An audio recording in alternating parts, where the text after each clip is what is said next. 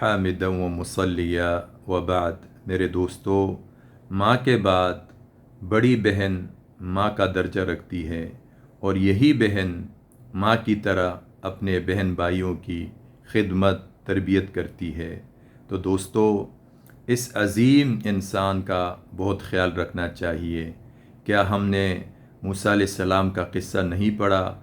جب ان کی ماں نے سمندر میں پھینکا تو وہ بہادر خاتون، وہ شجاع خاتون، وہ موسیٰ علیہ السلام کی بہن ہی تھی کہ پورے راستے میں جاتے جاتے فرعون دربار تک پہنچ گئی، اور وہاں بہادری کے ساتھ فرعون کے سامنے بات کی کہ اس کے لیے میں ایک اچھا گھرانہ بتا سکتا ہوں۔ بلا خوف و خطر اپنی جان کو خطر میں ڈال کر اپنے بھائی کو بچایا۔ یہی بڑی بہن تھی۔ رسول اللہ صلی اللہ علیہ وسلم کی رضائی بڑی بہن شیماء، انہوں نے رسول اللہ صلی اللہ علیہ وسلم کی خدمت کی اور دعائیں کرتی تھی کہ یا اللہ میرے اس بھائی کو عظیم انسان بنا اور ہر قسم آفت سے اس کو محفوظ رکھے۔ تو یہی بہن ہوتی ہے، چاہے وہ رضائی بہن ہو، نسبی بہن ہو۔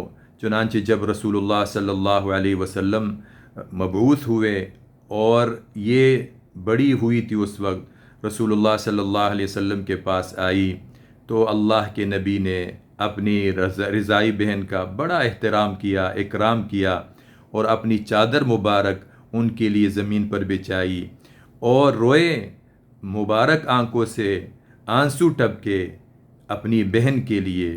اور پھر رسول اللہ صلی اللہ علیہ وسلم نے فرمایا، اگر آپ اپنے گھر جانا چاہتی ہیں، اپنے علاقے میں جانا چاہتی ہیں تو آپ پہنچائیں گے، اور اگر میرے ساتھ رہنا چاہتی ہیں تو مرحبا، عزت و اکرام کے ساتھ میں رکھوں گا۔ رسول اللہ صلی اللہ علیہ وسلم نے بتایا کہ بہن کا کیا مقام ہے، حالانکہ یہ رضائی بہن تھی۔ آپ کیا سوچتے ہوں گے اگر وہ سگی بہن ہوتی تو رسول اللہ کا کیا ان کے ساتھ معاملہ ہوتا؟ چنانچہ ان کو پھر اونٹ اور دیگر ہدایہ دے کر یہاں سے رخصت فرمایا۔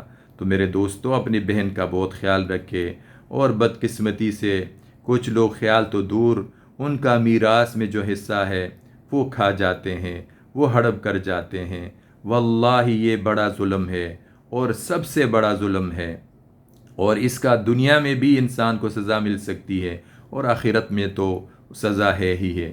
حالانکہ یہ بہن تمہاری جو ہے خدمت کی محتاج تھی، اور تمہاری ہدایہ کی محتاج تھی، اور تمہاری محبتوں کی محتاج تھی جب بچپن میں تمہاری خدمت کی تھی، لیکن آپ نے کیا کیا؟